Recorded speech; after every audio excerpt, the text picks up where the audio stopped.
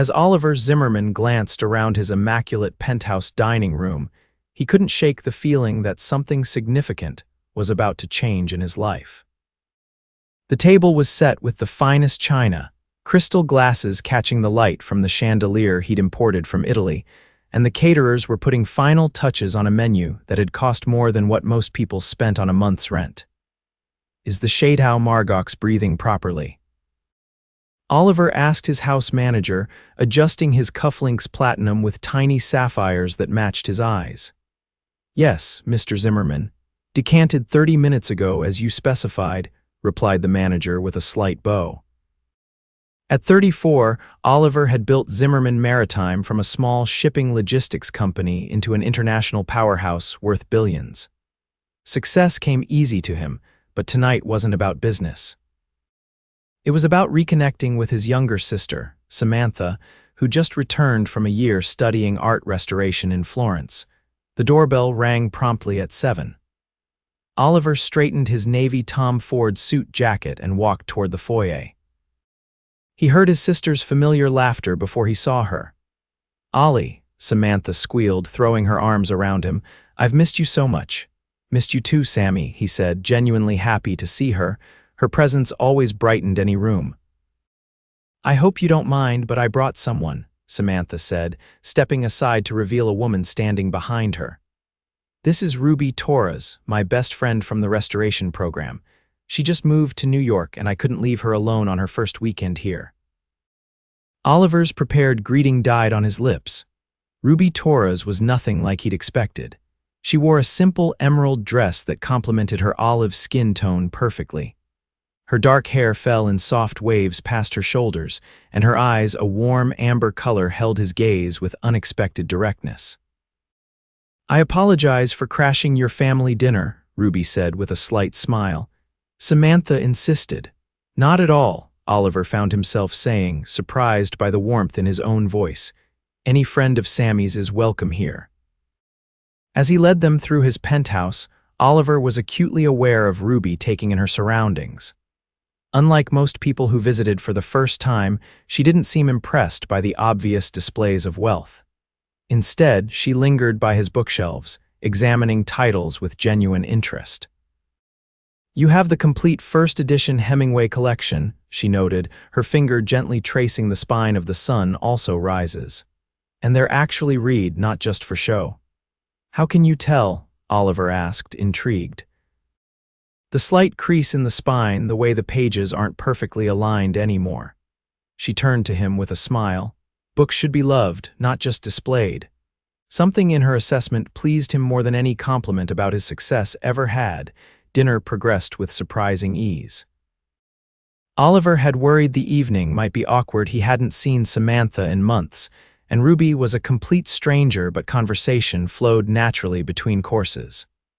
"So, Ruby, Sammy tells me you're a restoration expert," Oliver asked as the server poured more wine. "I wouldn't call myself an expert yet," Ruby said. "I specialized in canvas paintings from the Renaissance period, but I'm still learning. That's actually why I moved here. I got a position at the Metropolitan Museum." "She's being modest," Samantha interjected. Ruby reconstructed a damaged Botticelli that everyone else had given up on. The museum director in Florence practically begged her to stay. A slight blush colored Ruby's cheeks. "It was a team effort. I just happened to notice something others missed." "Which was?" Oliver found himself genuinely curious. "That sometimes you need to look beyond what's directly in front of you to see the full picture," Ruby said. There was a pattern in the brushstrokes that suggested how the damaged sections should be restored. You had to step back to see it properly. Oliver nodded, thinking about how that philosophy applied to his own life. He'd built his empire by seeing opportunities others missed, by looking at the bigger picture when everyone else focused on immediate profits. As the evening progressed, Oliver found himself more and more drawn to Ruby. She wasn't like the women he typically dated, socialites and models who were more interested in his bank account than his thoughts. Ruby challenged him, disagreed with him about literature, and laughed openly when he made a terrible pun about maritime shipping. "I should probably get going," Ruby said as the dessert plates were cleared. I have an early meeting at the museum tomorrow. I'll call you a car, Oliver offered immediately.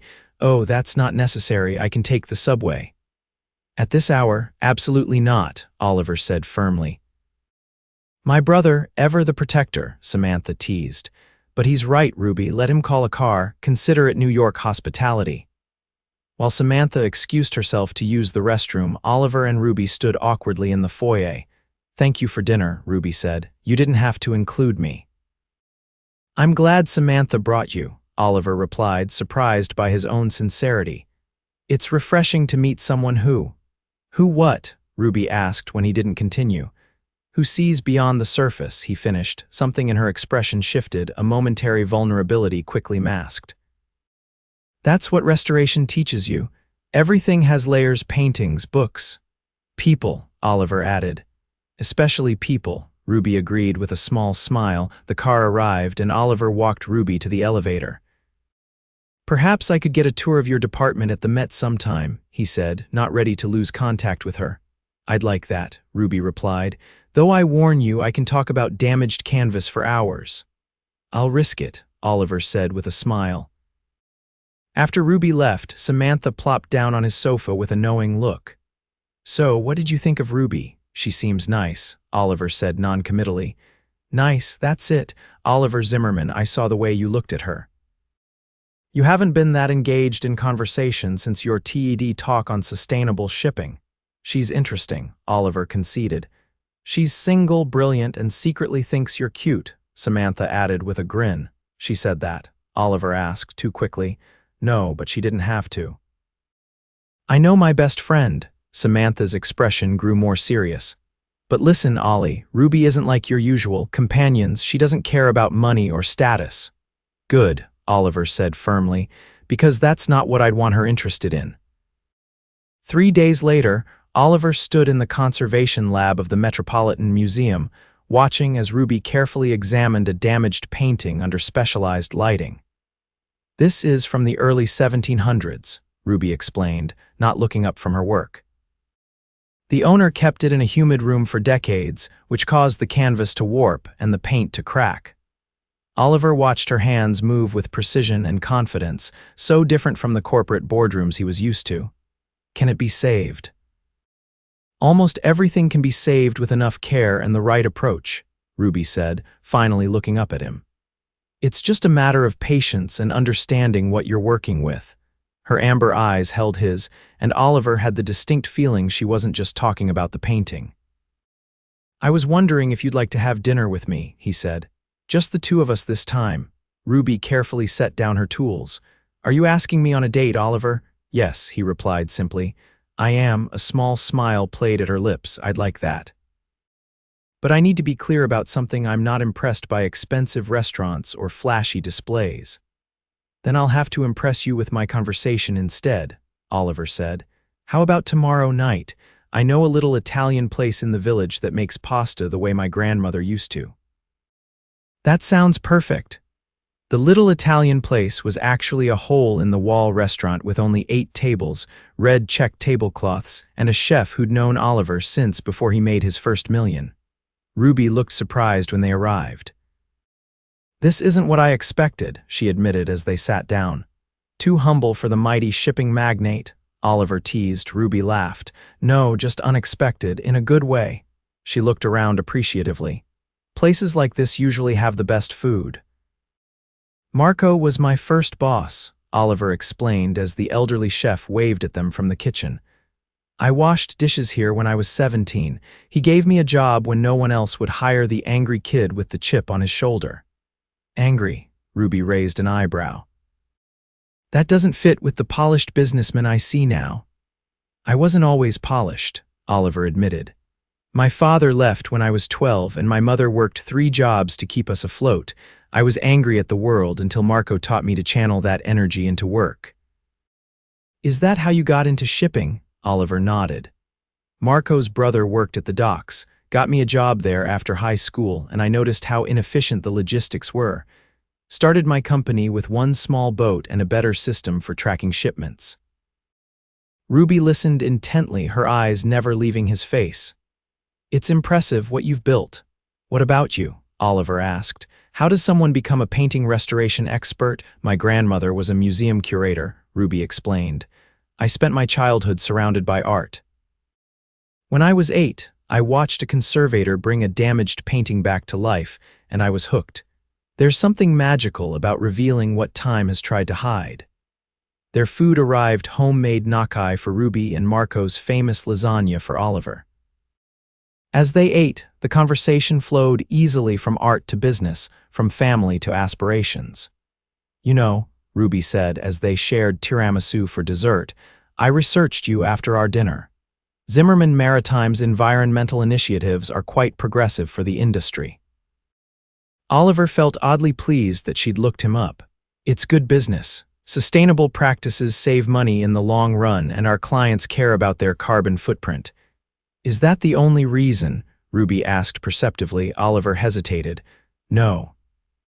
My sister got involved with environmental activism in college, made me see that I had a responsibility to do better. The oceans have given me everything. Least I can do is try to protect them. Ruby's smile was warm. I like that you can admit when you've changed your mind. What about you? What changed your mind about going on a date with me? Oliver asked. Ruby took a sip of her wine.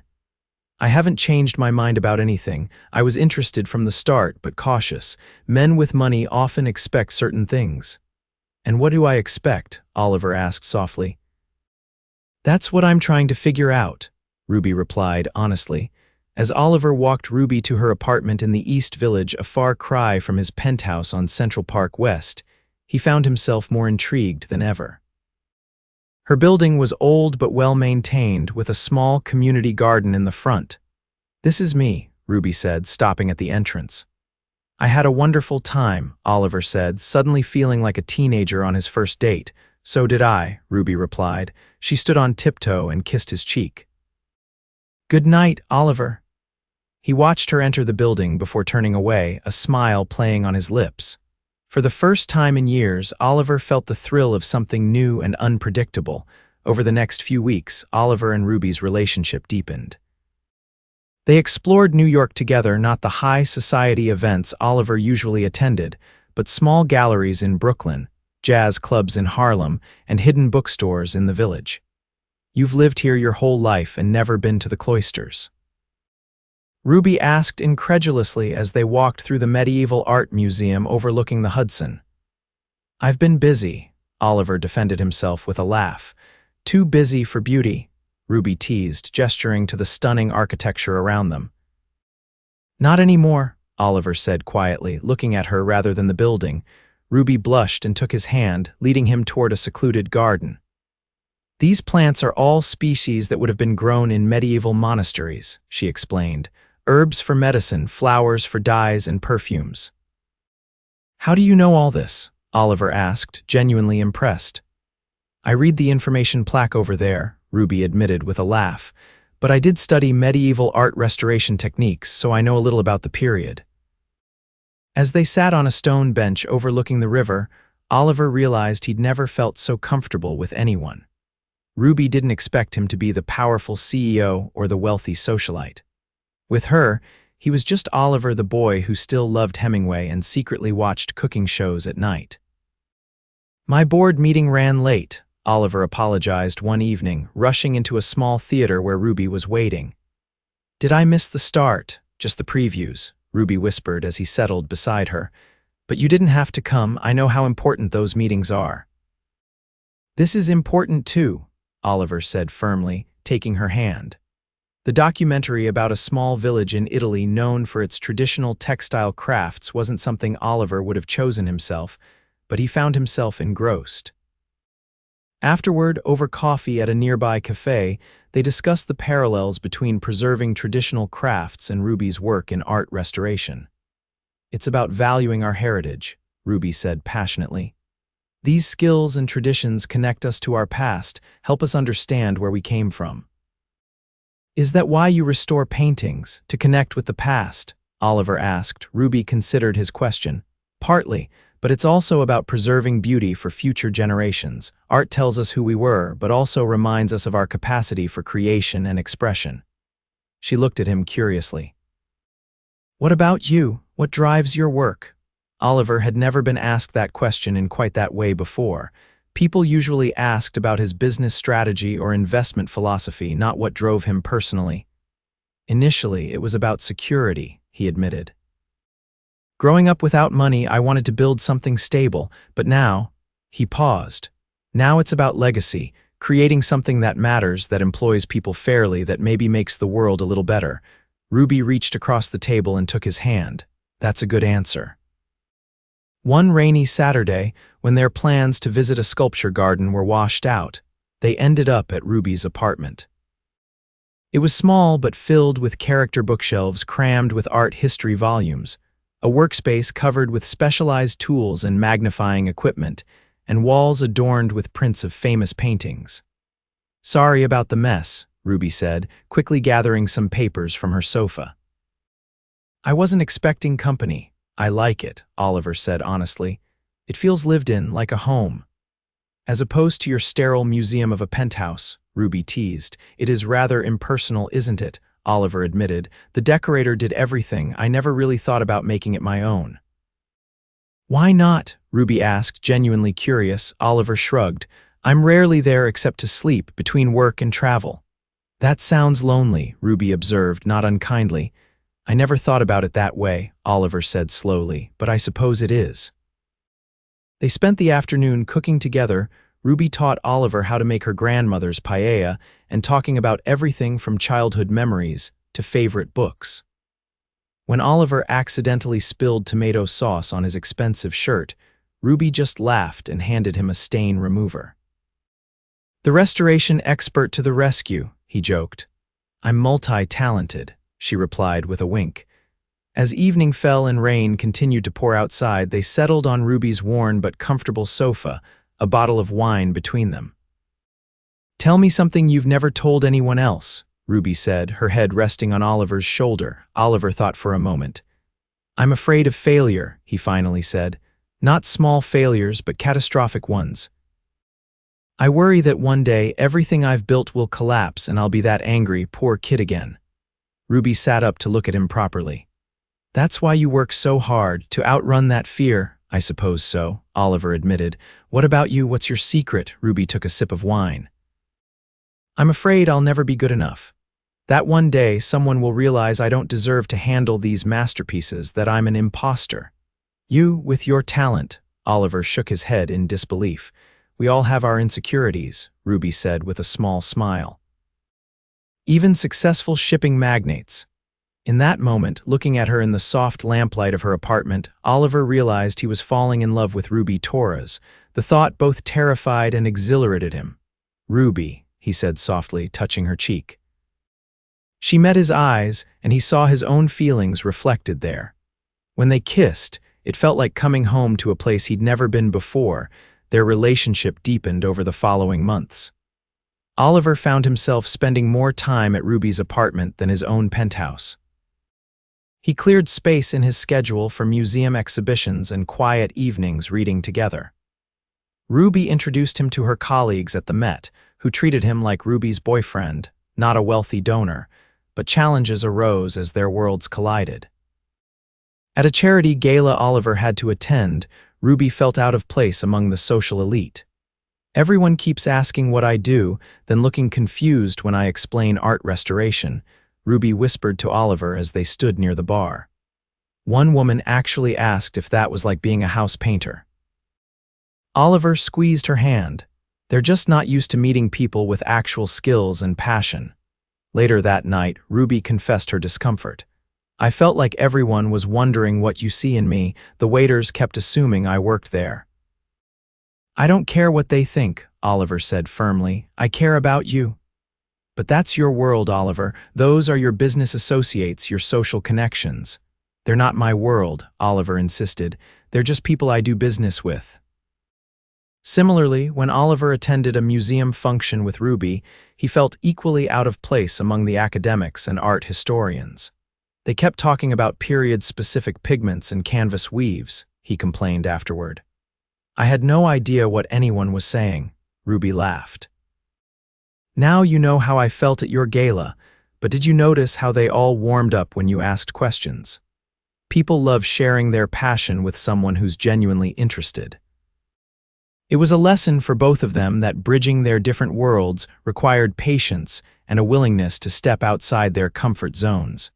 6 months into their relationship, Oliver faced a crisis at work. One of his ships had mechanical issues off the coast of Namibia, causing delays that threatened to break contracts with major clients. "I have to fly to Cape Town," he told Ruby, already packing his suitcase. "Then drive up to the port. I might be gone for weeks." Ruby sat on the edge of his bed watching him pack. "I understand, it's your company." "You're not upset?" Oliver asked, pausing. "I'd rather have you here, but I know who you are," Ruby said simply. "Your business is part of you. I wouldn't ask you to ignore a crisis."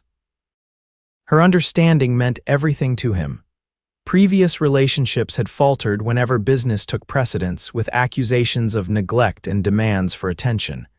"Come with me," Oliver said impulsively. "What?" Ruby looked startled. "Come to Africa. You can explore Cape Town while I deal with the ship issues. Then maybe we can take a few days, see the countryside." "I can't just leave my job," Ruby protested. "Ask for leave. A week. That's all I'm asking," Oliver said, taking her hands. "I don't want to be apart from you." Ruby's face softened. "Let me see what I can do." To his surprise and delight, Ruby managed to arrange emergency leave, and they flew to Cape Town together the next day. While Oliver spent long days at the port dealing with mechanical engineers and shipping delays, Ruby explored the city's museums and art scene. In the evenings, they reconnected over dinner, sharing their days. Oliver was struck by how Ruby's perspective helped him see the situation differently. "Maybe this is an opportunity to upgrade your fleet's maintenance protocols," she suggested one night.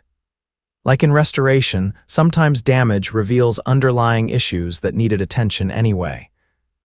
Her insight led Oliver to implement a new preventative maintenance system that would ultimately save his company millions. On their last day in Africa, with the crisis resolved, Oliver took Ruby to a small private beach he'd rented for the day. As the sun began to set over the Atlantic, painting the sky in brilliant oranges and pinks, Oliver knew it was time. "I've been thinking about something you said when we first met," he began, taking her hands in his. "About looking beyond what's directly in front of you to see the full picture." Ruby smiled at the memory. "The Botticelli restoration. Yes, for years I've been focused on what was right in front of me, building my business, acquiring wealth, expanding my influence. I never saw the full picture." Oliver took a deep breath. "Until I met you." Ruby's eyes widened as Oliver dropped to one knee on the sand. "Ruby Torres, you've restored something in me I didn't even know was damaged, my ability to connect, to be vulnerable, to love completely." He pulled a small box from his pocket and opened it to reveal a vintage emerald ring. "This belonged to my grandmother. She always said it should go to someone who saw value beyond price. That's you, Ruby. Will you marry me?" Tears filled Ruby's eyes as she nodded. "Yes," she whispered. "Yes, Oliver." As he slipped the ring onto her finger, the sun dipped below the horizon, casting a golden glow over them both. "It's perfect," Ruby said, admiring the way the emerald caught the light. "How did you know I'd prefer a vintage ring to a new one?" "Because I know you," Oliver said simply. "You value history and craftsmanship over flashiness, just like I value substance over appearance, thanks to you." Their wedding, 6 months later, reflected their blended worlds. Held in the sculpture garden of the Metropolitan Museum, it combined elegance with artistic beauty. Oliver's business associates mingled with Ruby's conservation colleagues. Samantha, as maid of honor, took full credit for introducing them. "I knew from that first dinner," she declared in her speech, "that my brother had finally met his match. Someone who wasn't impressed by his money, but saw the man beneath the millions." A year after their wedding, Oliver surprised Ruby by purchasing a brownstone in Greenwich Village, walking distance to the Met, but with enough space for them both to pursue their passions. The basement became Ruby's private conservation studio, while the top floor housed Oliver's home office. Together, they filled the house with a combination of fine art, comfortable furniture, and personal mementos. It became the home neither had fully had before, a place that represented both of them. "I've been thinking," Oliver said one evening as they sat in their garden, "about starting a foundation for art conservation training, something to help promising students who can't afford specialized education." Ruby looked at him with surprise and delight. "That's a wonderful idea. What brought this on? You did," Oliver said simply. "Seeing your work, understanding its importance. Art shouldn't be preserved just for the wealthy. It belongs to everyone." Ruby leaned over to kiss him. "I love you, Oliver Zimmerman. Even though I'm just a boring businessman," he teased. "There's nothing boring about a man who can see beyond the surface," Ruby replied, echoing their first conversation. 2 years later, their family expanded with the birth of their daughter, Sophia. As Oliver held his newborn child with Ruby watching from the hospital bed, he marveled at how completely his life had changed since that family dinner when his sister had brought along her best friend. "She has your eyes," Ruby said softly. "And your determination," Oliver replied, as the tiny baby gripped his finger with surprising strength. The Torah Zimmerman Conservation Fellowship was established the day Sophia was born, ensuring that future generations of art restorers would have the opportunity to study and preserve humanity's creative heritage. On Sophia's first birthday, they hosted a family dinner in their brownstone, a far cry from the formal affair in Oliver's penthouse years earlier. As Oliver looked around the table at his sister, his wife, and their daughter, he realized that his greatest accomplishment wasn't his business empire, but the family he'd built. Later that night, after guests had left and Sophia was asleep, Oliver found Ruby in their library, examining a small painting they'd recently acquired. "Happy?" he asked, wrapping his arms around her from behind. Ruby leaned back against him. "Completely. You know, sometimes I think about how close I came to not going to that dinner at your penthouse. Samantha had to practically drag me there." "Thank goodness for stubborn sisters," Oliver murmured, kissing her neck. "And thank goodness for millionaires who see beyond their wealth," Ruby added, turning in his arms to face him. As they stood there, surrounded by books and art in the home they'd created together, Oliver Zimmerman knew he'd found something far more valuable than all his ships and investments combined, a love that had restored them both.